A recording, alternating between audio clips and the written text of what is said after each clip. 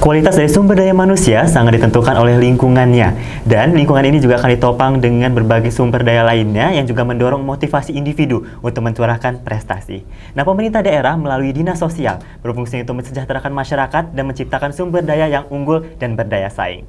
Saya, Hafiz Anazli, saat ini sudah bersama dengan Kepala Dinas Sosial, yaitu Bapak Arazak Sarjana Sosial, untuk membahas lebih lanjut tentang kinerja Dinas Sosial dalam mengemban misi Bupati Pesawaran, tentunya hanya di Sabure Talks.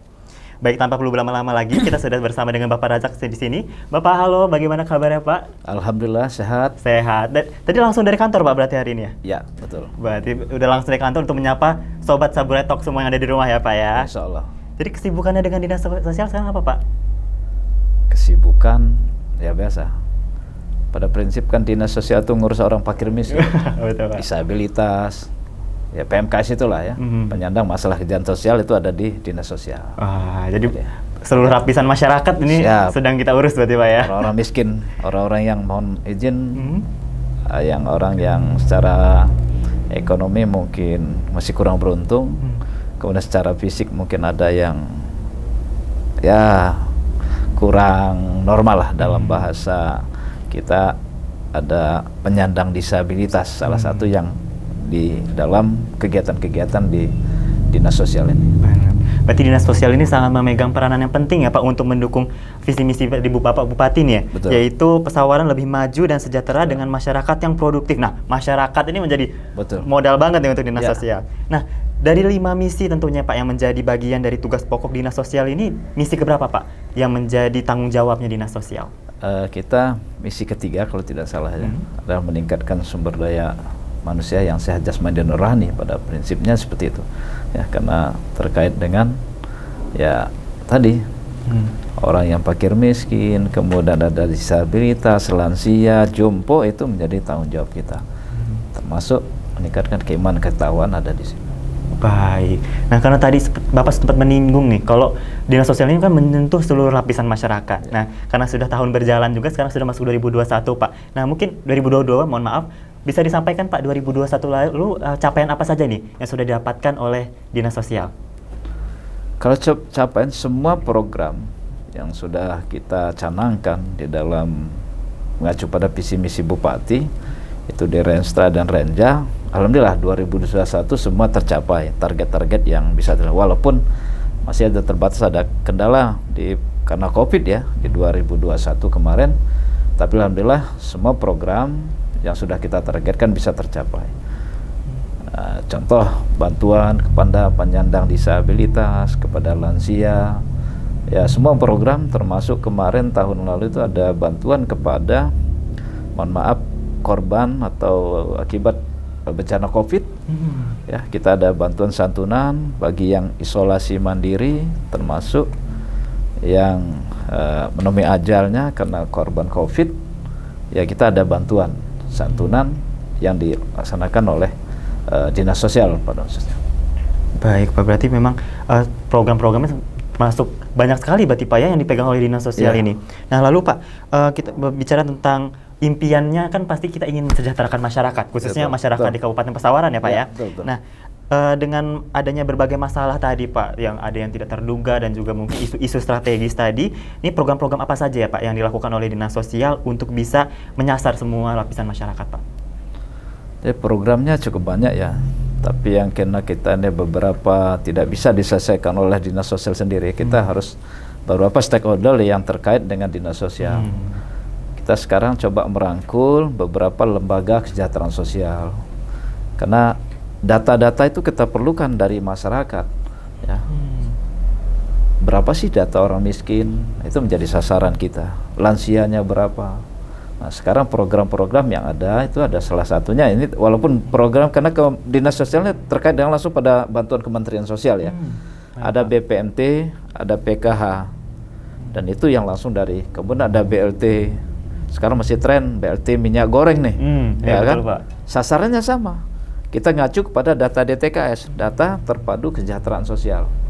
Jadi data sasaran bantuan itu ada di sana, termasuk bidang kesehatan BPJS.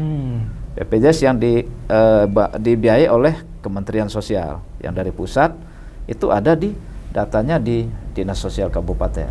Tapi kuncinya di data DTKS yang kita acuan, orang penerima bantuan itu harus semua masuk dalam data DTKS.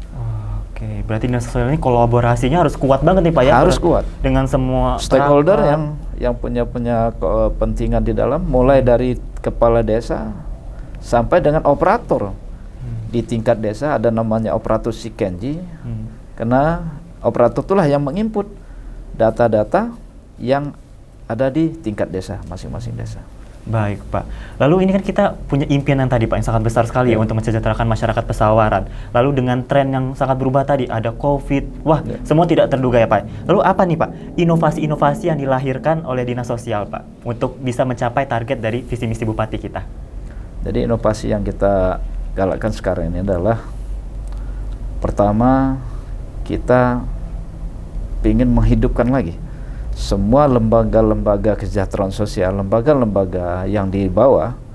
Contoh ada pekerja sosial, ada lembaga kesejahteraan sosial, ada Tagana, kemudian ada lagi satu lagi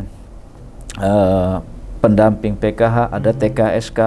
Ini yang kita coba untuk kita bina terus, kita bimbing terus, kita berikan pengertian-pengertian, pelatihan-pelatihan. Karena kuncinya di sumber daya manusia, karena yang kita urus adalah manusia. Jadi kalau mereka salah persepsi, salah penafsiran, variabel kemiskinan yang diatur dalam Permensos seperti apa, kita nggak akan ini. Selama sasaran kita tepat, insya Allah penurunan kemiskinan, karena sasaran yang sampaikan tadi, dinas sosial adalah menurunkan angka, bagaimana mengurangi dan menurunkan angka kemiskinan. Karena sasaran kita adalah itu tadi, dinas sosial harus adalah pelayanan dasar. Ya. Orang fakir, miskin, duafa, yatim piatu ada di dinas sosial. Nah, berarti terkait dengan tadi Pak, untuk penyaluran bantuan-bantuan ini kepada setiap masyarakat ini bagaimana sih Pak prosesnya, lalu khususnya untuk BSST ya Pak ya, bantuan sosial sembako tunai, mungkin bisa diceritakan sedikit Pak alurnya seperti apa? Jadi kalau ini jadi bantuan sembako tunai ini kan dari kementerian ya, BPNT istilahnya. Kalau kemarin itu karena dia melalui kantor pos dibayar tunai, ya jadi sehingga BSST itu bantuan sembako tunai tadi itu adalah data yang direkrut dari data saya sampaikan tadi, ya data DTKS itu, dan langsung diserahkan kepada masyarakat. Kalau kemarin tunai, kita menginformasikan kepada kepala desa melalui aparatur desa bahwa ini jumlah penerima masing-masing warga masyarakat ada di desa dia, sehingga kita bagi jadwal untuk mereka ngambil tunai di kantor pos. Nah itu bantuan untuk tetap pada intinya mereka belanja sembako, sembako yang dibelanjakan langsung oleh masyarakat. Jadi tidak boleh salah gunakan uang bantuan itu untuk belanja lain, khusus untuk sembako. Oke. Nah lalu bagaimana Pak persyaratan kita untuk bisa dapat bantuan ini Pak? Saya sampaikan tadi, kuncinya di data DTKS. Jadi masyarakat yang akan mendapatkan bantuan, karena saya sampaikan tadi, di dinas sosial ini orang menerima bantuan tuh karena baik secara ekonomi maupun secara fisik dia memang mengalami gangguan, ya. Kalau orang lansia kemudian tidak mampu karena miskin karena ekonomi ataupun karena korban daripada kemarin COVID, dia harus masuk data DTKS. Ya sampaikan tadi ada operator Sikenji. Ya, semua penerima bantuan itu termasuk dia mendapatkan beasiswa bagi mahasiswa, dia harus masuk, orang tuanya masuk data DTKS. Data terpadu kesejahteraan. Data itulah sebagai tolak ukur kita mengukur layak tidak layak mereka dapat bantuan yang dari Kemensos. Termasuk bantuan-bantuan anggaran dari APBD pun kita ngacu kepada data itu.